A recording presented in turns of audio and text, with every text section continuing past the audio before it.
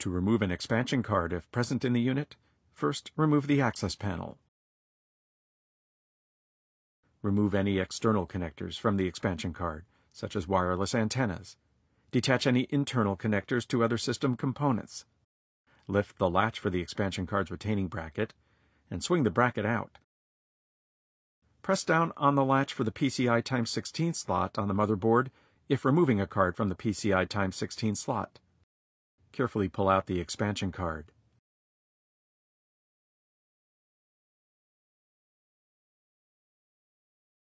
To replace an expansion card, carefully align and push the card into its slot on the motherboard until it is fully seated.